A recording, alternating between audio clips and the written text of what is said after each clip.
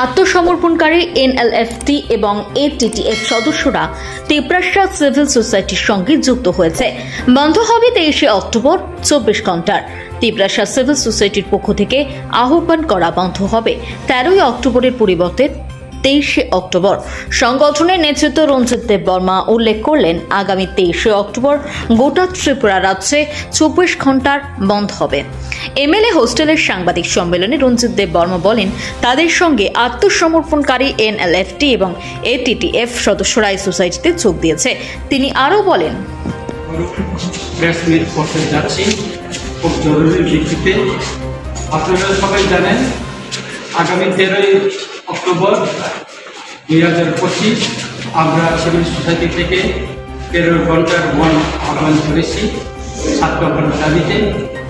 কিন্তু বিভিন্ন সমাজের বিভিন্ন অংশের সঙ্গে কথা বলেন, সিভিল সোসাইটির লোকেদের সঙ্গে কথা বলেন এবং অন্যান্য সমাজের বিভিন্ন যারা আমাদের বুদ্ধিজীবী মহল তাদের সঙ্গে কথা বলে আমরা তাদের অনুরোধকে আমরা রাখতে হয়েছে যে যাতে দেওয়ালির আগে অথবা কালী পূজার আগে ওনারা একটা অনুরোধ করেছেন আমাদেরকে, যাতে আপনারা ভোটটা আহ্বান না করেন, আমাদেরকে যাহা থেকে আসা যাওয়া বা পূজা পার্বণের এই সিজনে যারা আপনারা ভোট না করেন তাদের তরফ থেকে আমাদের প্রতি একটা অনুরোধ রয়েছে যে আপনারা পূজার পরে যাবেন। তাই আমরা সিভিল সোসাইটির বিভিন্ন অংশের সঙ্গে আলোচনা করে আজ আমরা সিদ্ধান্ত নিয়েছি 13 তারিখ বলতে আগামী 23 তারিখ অক্টোবর 2025 12 ঘন্টা থেকে সেটা 24 ঘন্টা করা হয়েছে। ওই দিন ভোর 6টা থেকে পরের দিন ভোর 6টা পর্যন্ত বন্ধ চলবে। এর ভিতরে আমাদের যেটা এয়ার সার্ভিস বা অ্যাম্বুলেন্স এই সমস্ত করা আছে।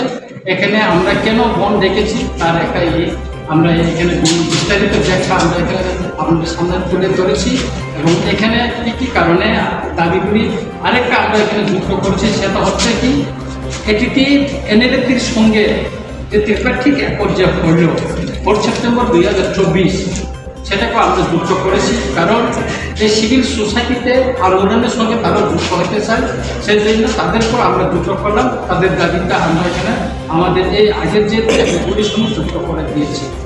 সুতরাং আমরা সবার কাছে অনুরোধ করব যে আগামী 13 অক্টোবর পরিবর্তে 23 অক্টোবর সারা ত্রিপুরায় 24 ঘন্টার বন্ধ হবে এবং আমরা যে দাবিগুলি আমরা এখানে 8 দফা দাবি দিয়েছি তাদের ভিতরে রয়েছে আমরা যে ছাড় ত্রিপুরা ইলিগাল মাইগ্রেন্ট যে বিরুদ্ধে যে অপারেশন হওয়ার কারণে অ্যাডমিনিস্ট্রেটিভ অপারেশন হওয়ার কথা সেটা এখন করা হয়নি, ডিটেনশন ক্যাম্প তৈরি করা হয়নি, স্পেশাল টাস্ক ফোর্স একটা ডিস্ট্রিক্টভাবে অধ্যয়ন করা হয়নি এবং ইনার লাইন পারমিট যেটা 1993 সালে এটিটিএফের সঙ্গে চুক্তি হয়েছিল সেটা এখনও কার্যকরী হয়নি।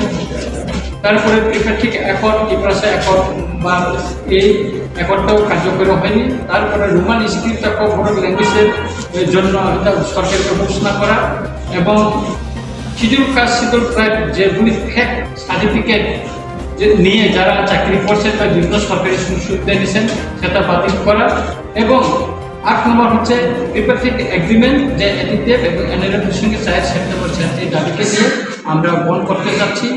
আমরা পিকেটিং আগরতলা শহর সারা ত্রিপুরায় আমরা বসবো এবং ইতিমধ্যে আমাদের ছিল যে 13 তারিখের জন্য আমরা প্রিপারেশন নিয়ে নিয়েছি এবং আমরা বিভিন্ন রাজনৈতিক দলকেও অনুরোধ করব যাতে আমাদের এই যে সাংবিধানিক যে অধিকার যে দাবি নিয়ে আমরা আন্দোলন করছি সিভিল সোসাইটি থেকে তারা যেন এটা নিয়ে তাদের সামিল হয়, তারা যেন এটাকে তাদের সলিডারিটি জানায়, সেটা আমাদের অনুরোধ।